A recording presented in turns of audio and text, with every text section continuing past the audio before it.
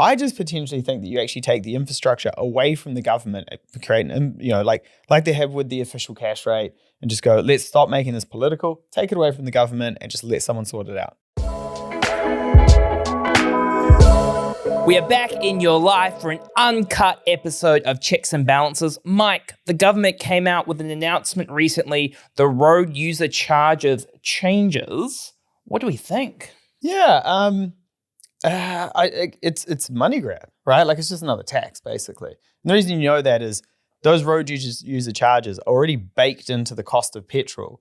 So if you take them away from the cost of petrol, but add them back in somewhere else, there's no other reason you would do that apart from we need more money. Do you think so? Or do you think it's a changing of the times? Because the problem is with the petrol tax is granted, EVs have dropped through the floor in terms of their demand. But if you assume that's where things are going long term away from petrol, at some point you need to pivot to still collect the same amount of money. Yes and no. I guess it's potentially a little bit more for EVs, but there would be a way to tax like an EV, like specifically, instead of again changing the tax for everybody, right? And a road user charge is basically what diesel cars pay at the moment, right? And the reason it's different between petrol and diesel is diesel is used in engines, or a lot of engines, that aren't in cars. Right? So there's no need, if you put a road user charge just on top of the price of diesel, there'll be a lot of people overpaying because they wouldn't be putting it in a car. Whereas most petrol is used in cars, drive on roads. So therefore, put the tax on there. It's easier. And is it a flat fee at the moment? Is that how it works? I'm pretty, there's some regional taxes on petrol like Auckland, but I'm pretty sure it's just a flat fee across the entire, per litre. The actual cost of a litre of petrol is nowhere near $2.50 or $3 or whatever it is. Most of that is tax. You do have to find the money to pay for all the infrastructure, pay for all the roads, all these cones, these road cones. Somebody's got to pay for them. Yeah. And that's why petrol's so expensive. It is. But I just think that, if you wanted to, if the real gap was EVs or hybrids or something like that, there would be a way to tax them without kind of. All right, Mr. Smart Guy, what's your idea? What do you mean, Mr. Smart Guy? You asked me before if they were going to put something in your car to measure how many kilometers you've driven. I was like, mate, that's called an odometer. It's already in your car. My best source for this information, my wife, she told me they were going to put something in your car. You laughed at me and go, that's an odometer. I swear they were going to put something in your car. What's it called? An odometer? So it's already in your car. You don't need to add something in there, right? Look, someone's done the math on this, right? And I guess they've worked out that they are going to get more money out of everyone to pay for the infrastructure. I don't mind that because to your point, you do have to have some money to pay for the infrastructure. I just potentially think that you actually take the infrastructure away from the government, creating, like they have with the official cash rate, and just go, let's stop making this political, take it away from the government, and just let someone sort it out. I guess my question is going I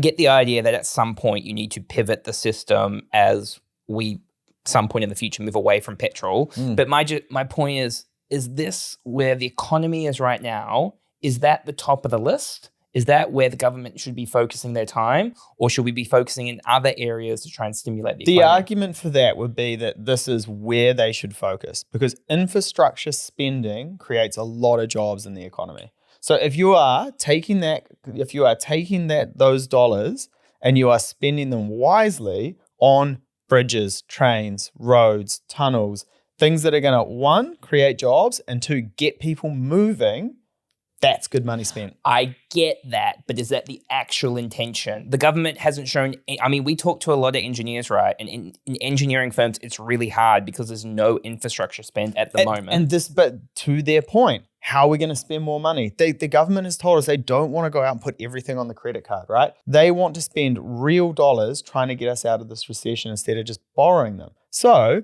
again, for all the engineers we speak to are there's not many projects on at the moment. There's not much spending. Well, this might be a way that they start to spend more. And you got to remember as well, this comes back to my point about taking it away from politicians and kind of making it something that is not political, where we are in the political cycle at the moment. We've got, one more year till an election or something like that? So we've had the budget, which was the tough austerity budget. It wasn't even that austere, to be honest, but like, we got to save more, spend wisely, try and trade our way out of this hole.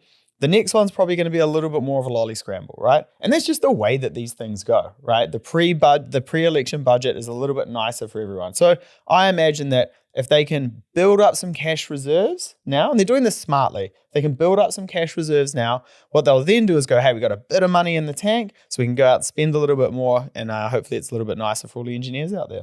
Yeah, I think spending a bit of money where areas where there's a good return on investment makes a lot of sense. It's just how you make those decisions is important. The huge cost is going to be they have to get these tiny little machines and get them into everyone's cars so they can figure out how far they've driven. Look, mate.